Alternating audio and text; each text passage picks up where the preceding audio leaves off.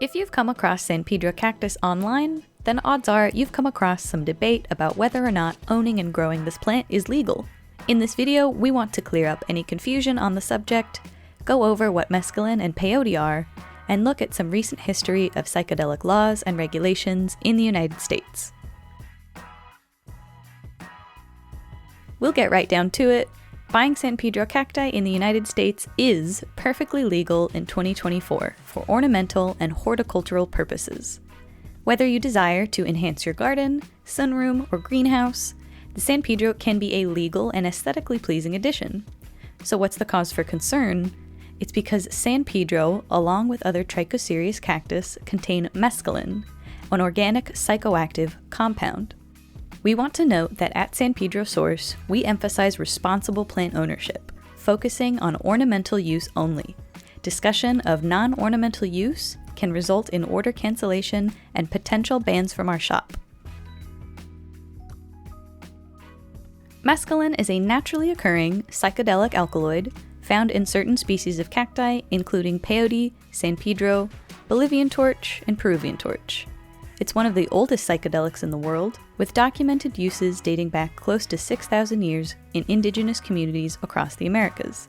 Mescaline is not legal in the United States and falls under Schedule I, the most restricted classification in the Controlled Substances Act, along with other substances such as LSD and heroin. So where things get confusing is, how is San Pedro cactus legal while mescaline is not? Well, San Pedro legality operates in a bit of a gray area. While containing mescaline, it's legal to buy, sell, or possess the cactus if your intention is ornamental growth. It is only when the intent is to use or distribute San Pedro cactus for non-ornamental purposes that it becomes illegal. While San Pedro are legal to own in the United States, peyote, another mescaline-containing cactus, is not legal to possess or cultivate. Peyote itself, not just the mescaline, falls under Schedule I of the Controlled Substances Act. Unlike San Pedro, which was less known for mescaline extraction, peyote's inclusion was tied to its popularity and cultural significance, particularly among indigenous communities. Peyote cactus does suffer from wild habitat poaching problems and therefore is considered endangered. Psychedelic medicine experts such as Michael Pollan have suggested San Pedro is a more sustainable alternative to peyote based on the size of the cactus and the rate at which it grows relative to peyote. The legal status of mescaline, along with other psychedelics, is undergoing a transformation in the United States.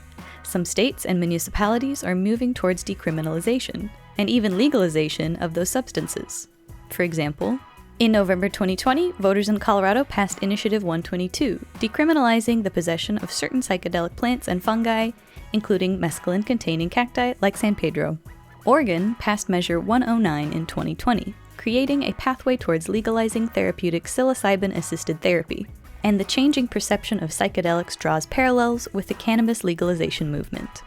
It's important to note that while localized efforts reflect a shift in public opinion and understanding of psychedelics, mescaline remains a Schedule I controlled substance on the federal level. Federal law takes precedence over state law, which means individuals and businesses could still face federal prosecution, even in states where these substances are decriminalized or legalized. The legal landscape surrounding the San Pedro cactus is a fascinating journey through history, culture, and regulation. At San Pedro Source, we are here to support your exploration of this remarkable plant, always emphasizing responsible ownership. If you have any questions or insights on the matter, feel free to contact us, and please like this video and subscribe to our channel for more San Pedro info.